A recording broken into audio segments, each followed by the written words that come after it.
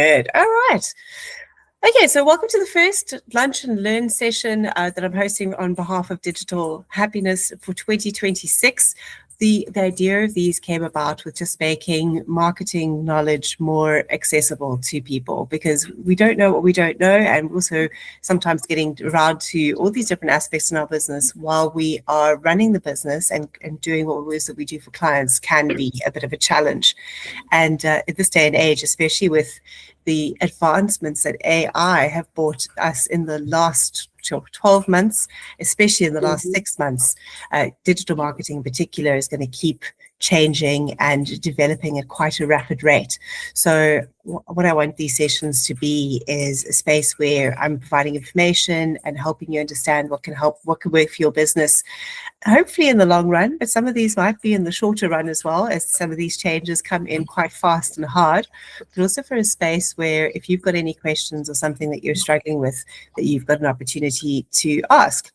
So I thought for the first session, it would be good to actually just have a look at what we can expect for the whole of 2026 and where we've got some key shifts that are happening that are creating opportunities for businesses and where we can build some strategies around them when it comes to our marketing. So first and foremost, welcome to Digital Happiness. We've changed our name. We've been Social Happiness now for almost 8 years. And the reason for the shift is a couple of years into business, started actually offering the things like websites and full digital marketing strategies, Google Ads, maybe even some graphic design services. And we do this by making use of specialists. So we've got an internal team of 7, but we have a specialist network of 21 different people working in our business and on our clients' accounts every week. And we realized that we weren't maybe communicating that as clearly as what we could be actually. So hence the shift, and we're loving our new brand and the look and feel, and we're excited about having conversations with businesses about their ecosystems. What does your digital ecosystem look like in terms of marketing? How are you capturing people's attention, educating them on what it is that you do? How are you building trust and authority? And most importantly, how are you building them up your sales ladder so that you can actually look at your marketing and tell people or yourself what your return on investment has been. So that is our goal and our mission.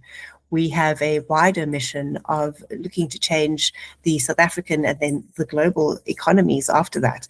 We fully believe that the way that we can do that is by empowering businesses through good marketing, which helps increase their sales, means they'll need to employ more people on the ground and having an impact in their communities. So that's the why behind why these sessions are available. Education being a good cornerstone of how we're going to achieve that. So we're going to have a look at the big picture, why this year is going to be a pivotal year in digital marketing. There's been a couple of shifts historically already. If I just look back at the time that we've been an agency, pre-COVID, we had to convince business owners that being online was a good idea. There was often a conversation where they'd say, oh, but I get all of my business from word of mouth, or I go to networking events, and those are great. I mean, they do build and give us business. But already then, I knew people that I was meeting in networking circles who wouldn't pass referrals if who they were referring didn't have a digital presence, because there was this feeling of, well, they don't take themselves seriously enough to actually be handed the business. And of course, every time you pass a referral, a little bit of your reputation goes with it as well. So it was an interesting conversation. And then COVID happened and everybody realized that they needed to be online, and the conversation started changing towards, okay, but better messaging. You've got to talk about the problem that you solve for people rather than your product and your service, because I think it's a lot easier to just talk about what we do all the time rather than what we solve and who we solve it for. So a bit of thinking that goes into that. And we're sitting in the middle of the next shift now, which is going to be, how do we leverage the efforts that we're doing? Because AI creates many opportunities where we don't have to be working mundane tasks anymore, but it also opens up some traps that we're going to need to be aware of. So opportunities and traps going forward. So AI is no longer experimental. It's here, it's real, and it's becoming a big part of business workflows, not just in the marketing space, but in a couple of key areas, which is going to open up space for more, I think, knowledge work and thinking and opportunities. If we can take a lot of the everyday grunt work out of our cycles, it's going to be some phenomenal growth and development in business. And there's already predictions that businesses that aren't looking at how they are just, that using that base level of AI to take away those mundane tasks to begin with might struggle to compete, especially in the growth space going forward. So you might be able to keep a base of clients like you've already got, but your competitors could be growing 2 to 3 times faster than you because they've simply made more time available in their days to be able to service consumers. And the search is evolving as well. Google's been very interesting. They were one of the forerunners of AI, if not the forerunner, in why we're here today with some of the experiments that were happening behind closed doors at their headquarters. And they've also now been the first to start bringing in a lot of rules about how they're going to accept, especially AI-generated content on the likes of websites and on YouTube. So we need to keep that in mind when it comes to how we're connecting with people and what we're writing. And there has been a lean towards jumping onto programs like ChatGPT or Jasper or Rock as examples and go, you know what, write my website copy and SEO it for me, and it goes up on the website. And now that could be detrimental if it's just a copy paste as well. We'll talk a bit about that in the session. And then consumer expectations have also changed. We're leaning hard into wanting more personalization, more authenticity, because in this day and age where we're being bombarded with messages, if your phone isn't blowing up with SMSs and spam calls, you're jumping onto Meta, and as you scroll, you might be served with 4 adverts every 12 posts, and you might not realize it. We've got a lot coming at us as far as information is concerned. But interestingly, with human psychology, the minute we include a person's name in what we're saying, you now have my attention. You're talking directly to me. So personalization is going to be something that is looked for going forward. And yeah, by this year, we've got programmatic ads, which are going to hit 90% of digital display spend. And Google's made a lot of changes in that space. There's been serious advancements on what they're doing on their display network. Meta has done a lot of changes in how they're targeting people and how they're building their audiences out. And TikTok's not far behind on that at all. In fact, in some places, they've helped push this trend of how we make these display ads more effective for businesses. So with using old technology and not moving with the times, we could be holding ourselves back. But there's a lot of opportunities here if brands blend AI effectively with human creativity. Most important going forward, and you'll see it with all these trends, is that we never give up our sense of curiosity. And I think asking enough questions of why do my consumers feel that? Why are they having this problem? What is that actual pain point? And using those intelligent thoughts that we have along with AI is what's going to build out some really good, strong marketing campaigns. So the first trend that we're seeing is AI is becoming our marketing operating system. So, for example, with these programs that we run, I can tell it, I want to talk to accountants in London, and this is what I want to say to them, and it can go and start conversations, and all I have to do is pick up on who said yes, who said no, message them back, and it's saving a lot of time as far as outreach is concerned. Now, LinkedIn is one space where that's happening, but we can make that happen on any social media platform now. So that grunt work of going and hunting is changing. We're using these AI agents to do that. That's one example. We can have an AI agent create all of the content that we want for our social media plans, for our websites, for our blog posts, and hopefully do a little bit of tweaking and changing so we're personalizing it as well. But it can take out these elements of marketing that take up a lot of our time. And that's often been a big gripe for business owners where they just don't have the time to get to their marketing. So it is making it more accessible, and for creative teams, it's actually opening up more space for them to be creative because they don't have to be executing the whole time. They can go and play and come up with different versions and do a little bit more testing, which is great. And it's also going to open up faster personalization at scale. So with one of these agents that I mentioned on LinkedIn, you can put in some basic parameters. It will greet a person by name, what company they're in, what position they have. So when you read that message, you don't actually feel that there's a bot on the other end of it. It could feel like a human has started a conversation. So great way to bring more time back into your day and making smart choices with some of the agents and tools that you're using as far as your marketing is concerned. Okay. So I mentioned Google, and we're still talking about SEO, but the new term is GEO, and that's generative engine optimization. So what that means is, or where that's come from, let's start with where it came from. People are jumping onto Google, let's use it as an example, and typing things in, but Google itself is no longer the ranking system with the search results. The first thing you now get is Gemini's response, and that is Google's AI agent. The same happens if you are a fan of ChatGPT or Grok or any other generative search AI, where you type something in and then it searches the internet for you and comes back with answers. Now, what's going on there, and where what shift we need to be aware of is you're not even competing on the first page of a search result anymore, because that used to be the rule. You want to rock up on the first page of Google because that's how you'll get more business. People aren't even scrolling down or going to Google anymore. And if your website isn't coded with the kind of keywords that these AI agents can read, you're going to be missing out on business opportunities.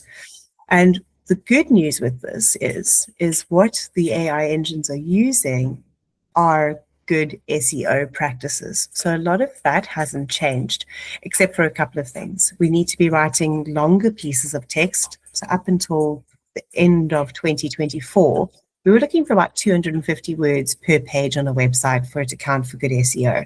Now we want a minimum of 800 words. So that is significantly, it's 3 times more than what we would have to write in the past.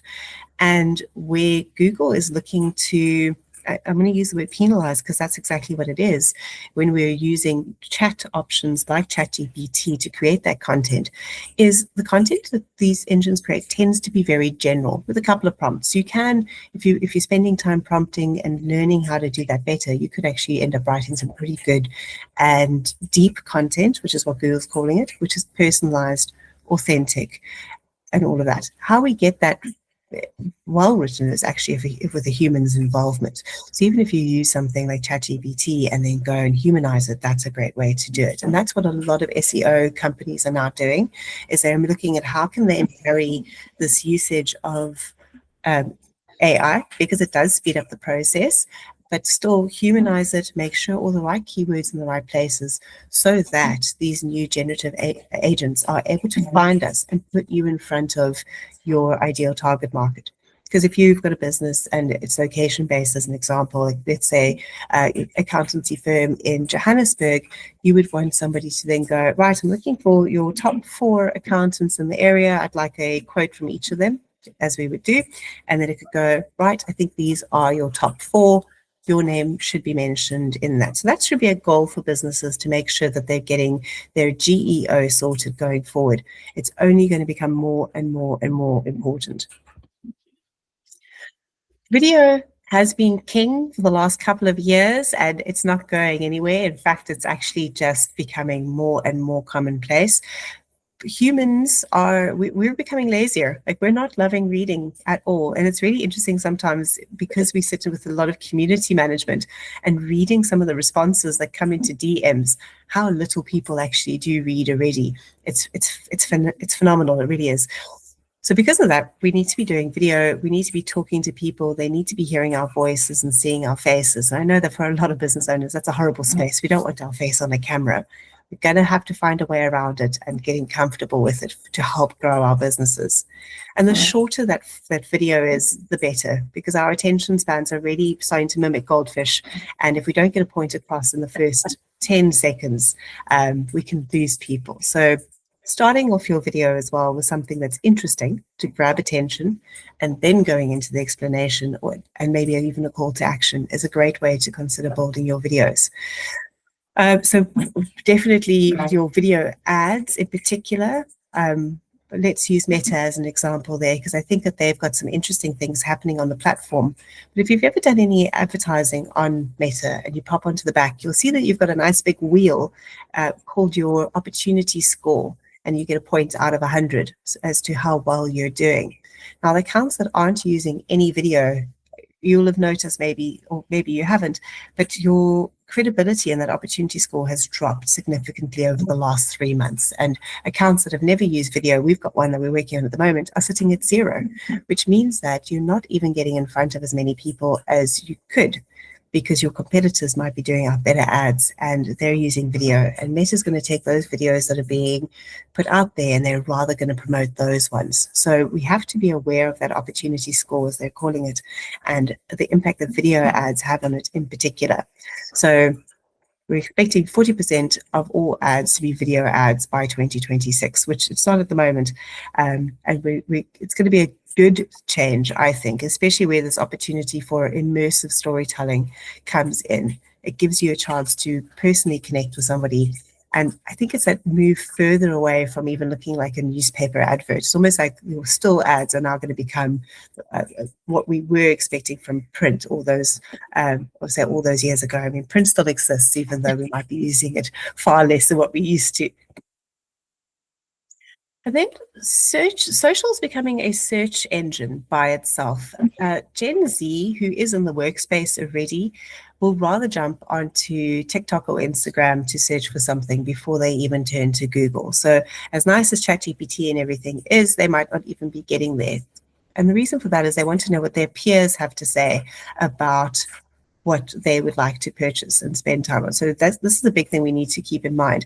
Alpha, as our up and coming young generation, are even more so. I mean, they're being brought up on YouTube and can probably they search for anything on YouTube very quickly and easily, and are taking that as literal Bible. If YouTube says it, it must be true.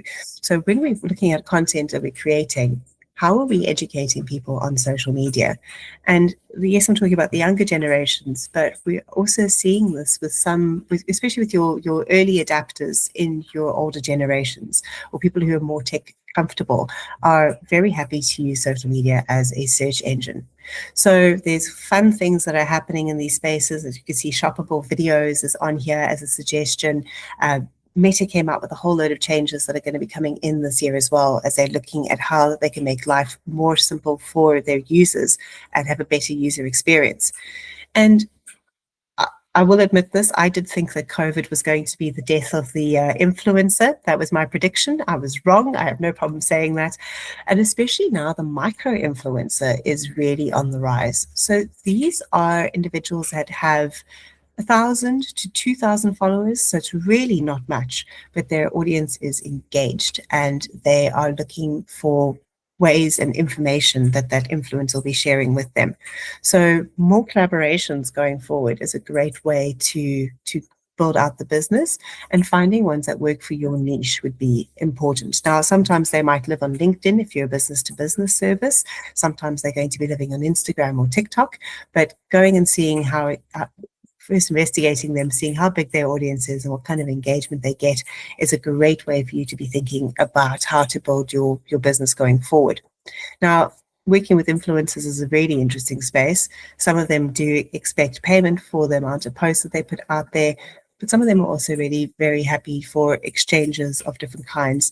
And I've actually been introduced to a business recently that what they do is they facilitate the gifting between the company who would like the work done from a influencer and the influencer themselves. So all transactions are done with product or service, and no money actually changes hands. It's amazing to see what's coming out of these advancements and the way that we're moving and how businesses can make opportunities of that. A big shift that happened was the end of third-party cookies. So Google said that was no longer going to be a thing, and it's in line with a lot of the world's privacy policies. So like in South Africa, we have POPI or the GDPR from Europe, and we're looking at the first data and first-party as being a main focus going forward. So what we need to look at here is how transparent are we being with our consumers about how we use their data? Where are we collecting that data from? Being a very important question as well. And how are we ethically going to use that going forward to build trust? It's one of the spaces that consumers are quite sensitive to now. I mean, I get so many spam calls, I just don't answer any of them anymore. But somebody somewhere has sold my details onto maybe numerous databases, and that could be a number of different players. They're not going to point fingers. But because of that, we're becoming more critical as well about how we are engaging with marketing and sales as a whole. And we're actually probably starting from a place of no rather than a place of, okay, yes, I'm interested, tell me more, because we've been bombarded. So we need to look at how we can strategize this going forward. So if we could look at how we are collecting information, how are we getting people to opt in, those are going to be the mechanisms by which we can build out a database that we could look at selling into. So things like lead generation, where it comes to, if you are willing to give me your email address, here is this great guide to help you plan out your perfect, social media content for 2026. I'm just going to use my industry as an example. But there's different ways that you can build trust and authority and give really useful information to people where they'd be willing to hand over an email address. Quizzes are another one which are very popularly used, and there are many other ways that you can get that as well. If you develop some video content or a course, people are willing to exchange. So something to keep in mind with how you can build out your marketing plans going forward, because that's something you could create a landing page on. You could then do some paid advertising behind it to get the right target market to that page and start building a database, and then focus on how you can convert them out of that. So I know people are concerned about email marketing and whether or not it has died. We're still seeing amazing open rates on emails, on campaigns, and actually I find that they're rising if the topics are personalized and are interesting enough for people to open that email that ends up in their inbox. So every part of the process, we need to just keep thinking, how do I personalize further? How do I talk directly to this person who I have a solution to a problem that they have? So being even more specific about that, and the language that we use is going to be important. I love this one because I think that this is really important. I think this is my favorite trend, actually. But creating higher authenticity and humanizing the content. So when I talk about COVID and the fact that then people went, okay, I have to get online. I think a lot of what did happen is creating generic content, maybe just a couple of posts on Canva with the branding and some words. That's typically what happened, because that's easier to get out than planning a photo shoot, planning a video shoot if you're using a professional, or even just getting comfortable with your own cell phone or your own laptop, using something like this. The fact that I'm recording this right now can be clipped up and it can be used as content later on. But we've shied away from that because it's not easy and it's uncomfortable. The big backlash against AI-generated driven content creation, and I think this generic space that we created for ourselves already, is going to be humanizing the brand as much as possible. What it also does is it builds trust. When we become an authority in our space and we just share the knowledge that we have, number one, people start going, well, if this is what they're giving me for free, imagine how much help I would get if I paid for the services, which is fantastic. So that value positioning that we're doing is phenomenal. But at the same time, we're making it easier for them to understand what it is that we do. Written content is amazing. It has a lot of power to it, but sometimes talking through and explaining something lands better. And especially in this world of higher video uptake, it's something we need to be keeping in mind. Now, I've done a fantastic campaign recently with Ford South Africa, where we took that information that I've just shared with you and we went, well, how do we take each of their employees and turn them into a content creator who's going to help us move units? Now, this idea is not a new one. There are some fantastic brands around the world who've made use of it. If you would like to go and have a look at some examples, my favorites are Starbucks. So they put the power in the barista's hands and let them start recording just fun clips behind the counter, like what is your stranger's order? Or show us what you're making off the machine today. One I had a really good giggle at was, we've got this story with Starbucks and them always getting their customers' names wrong. They also, after writing it down, they did a video on, or that's how we pronounced it, off of our bad spelling. So, they took the feedback and also played with it. Lululemon went and did a whole load of series of yoga classes, clips, help. You could do this stretch to help with this. And they got their employees in store to help them with that. And, just when we think that, okay, great, that's all retail, IBM did a fantastic one just on LinkedIn, getting their employees to share their top tech tips. And all of these campaigns actually increased the return on investment and profit margins that all of the companies had. So there's a lot of power on also leaning on the people in the business. Up until the last couple of years, we've spoken about a lot of user-generated content. And our understanding of that has always been, how do we get our customer to be talking about how amazing we are? And there's a lot of value to that. And if you can still get that right, brilliant. Testimonials, video reviews, beautiful. There's a space for that.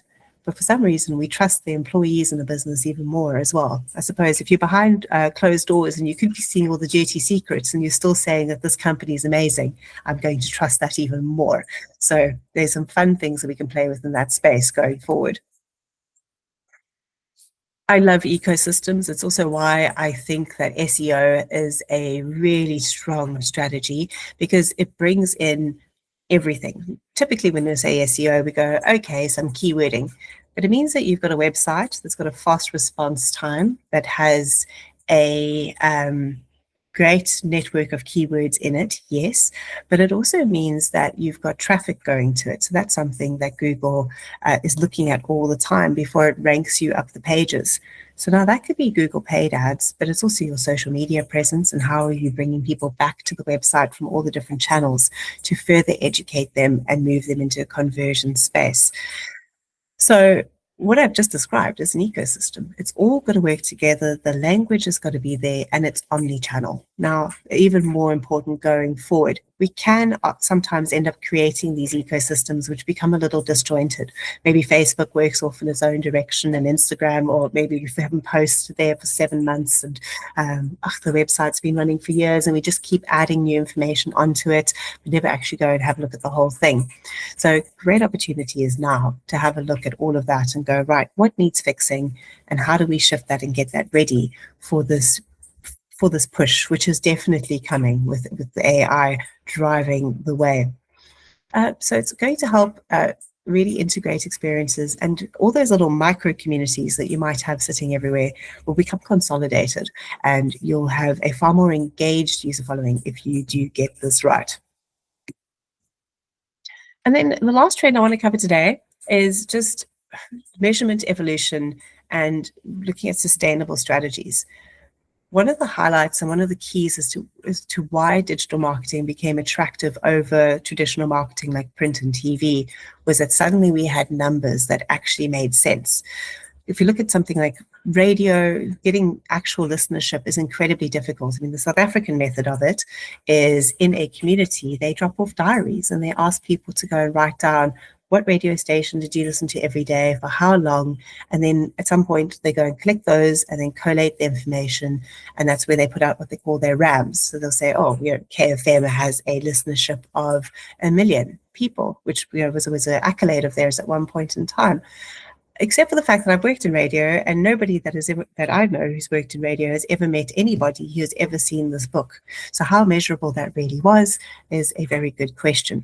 Whereas now we can see, okay, 10 people have clicked on this link to this website in the last 10 minutes, and from there they went to the about page, then they checked out a product page, then maybe they went to the contact page, or they landed on the page and they left immediately. So we could start asking questions. Why did they leave? How do we make that experience better to keep them? Were they the right person to want to keep in the first place? These are all questions that we can ask when we're looking at the data. And it can help us build out that ecosystem to capture more of the correct kind of people that we want to be doing business with, keeping their attention for longer, and then getting them to make contact with us so that we can move them into that sales funnel.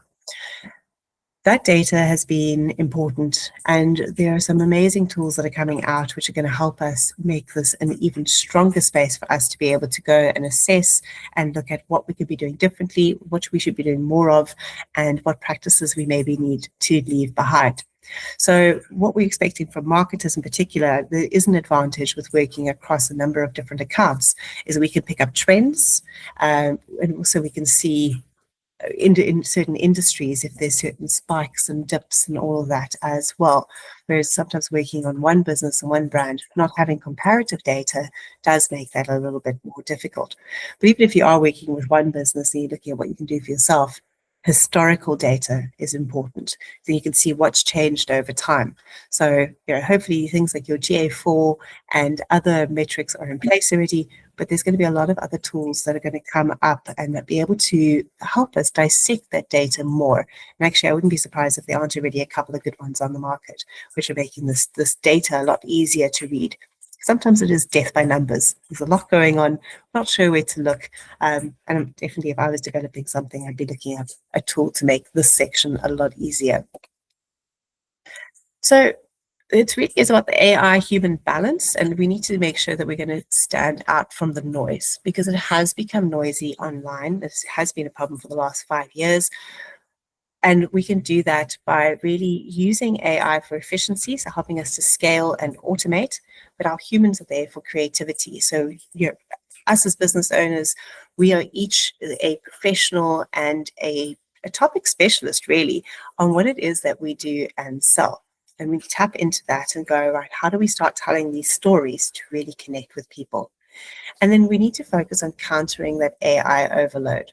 Remembering that the experience that we each have every time we engage with a different platform, or I don't know, just even getting into a car and driving down a highway with the amount of billboards that we see, we get a lot of information in front of us every single day. And you start noticing how much of it you actually tune out, or well, I can't remember what's on that billboard down there by the church that I drive past every day, as an example. So how do we then create those genuine connections to help foster trust and loyalty going forward? So definite space for humanness, and we will see that more and more, and it's going to be what helps us counter the bot per se. So a couple of actionable points you can look at for 2026 if you've got absolutely no idea where to start with in your marketing. Start with auditing your data and looking at prioritizing your first party collection. So if you've been in business for any length of time, you have a list of clients, current clients, past clients, people who've reached out to you for a proposal, you've got all your service providers. That's already creating a little bit of a database. So they have opted in because they've started a conversation with you. But if you're looking to move them into a database, maybe just do a little check-in. One of the things that we did when Poppy first came into play is we took those databases, put it together, and sent them a mailer saying, we've popped you on here because we want to keep you up to date. You're always welcome to leave. You'll find an unsubscribe button at the bottom of every newsletter, but you're also welcome to just drop us an email and say, please take me off, and we will do that for you. So that's a great way to maybe just consolidate what you've got already if you haven't, and then how you can be building that going forward and going and strategizing on that. So every time you go to a networking event, there's the people that you meet. Every time you run a Facebook advert, there's an opportunity there. Every time somebody contacts you for your website, there's an opportunity there. And then taking a look at your GEO, what is going on your website, and how and what needs to be shifted. Are you actually even ticking any SEO boxes? If you've never done SEO, that was going to sound quite foreign as well, but it's a good starting point now to take it under serious consideration because of how we are now searching on the internet and how we're using those AI bots effectively. Start investing in more video and then social commerce with that. So using video to sell, using it to build authority, using it to build trust. If it's a space that you haven't touched on, this is now the time to start jumping on that bandwagon. It's not going anywhere, and we might even be getting left behind as that bandwagon might become a Maserati rather than a wagon. Humanizing our content, tell the stories, share experiences, get people in the business involved with that, whether that's service providers, other employees, clients. get them involved in the storytelling process. It makes a big impact. And then play around with some tools and see how they can be ethically used in your business. I love this. We're focusing on augmentation, not replacement. I don't think that we go, especially in the marketing space, it's not going to necessarily replace people's jobs, so long as jobs are always evolving. And our use of the tools is use of the tools, not reliance on the tools. And then, yeah, ecosystems. How is our website speaking the same language as our social media platforms, as the newsletters we might send out to our databases, to when somebody asks me what I do, how am I communicating that verbally? All of that forms part of our ecosystems. And we need to focus on the language that we're using and making sure that we're getting the point across consistently. So how do we help businesses with this? We are always focusing on providing guidance on how we can bring AI into these spaces. We spend quite a bit of time testing, especially on automation, on different things. I'm running a few tests on that at the moment, which is a lot of fun actually to see where there are tools that are going to make our lives better, easier, and start more meaningful conversations, which could lead to business. We also then look at the ecosystems, and a big project we've got at the moment is all our current clients. We're looking at their ecosystems and going, right, what's served us well to now, but what needs to develop further? And even if we're just looking at what's going on now, what are those next steps as well for when we need to evolve our marketing? And then our services include everything from the strategy through to SEO/GEO, any content that needs to be created, the language that needs to be created, storytelling, and social media management, paid ads, and the look at the analytics and providing feedback on what it is that we're really seeing within a business's landscape. So yeah, thank you. That was the first Lunch and Learn. I hope it's been a useful experience for you. And a big part of this as well is having an opportunity to ask questions, because there might be something in your business that you really are unsure of or would like to try and maybe just need a bit of guidance. So your opportunity now to just ask anything you'd like.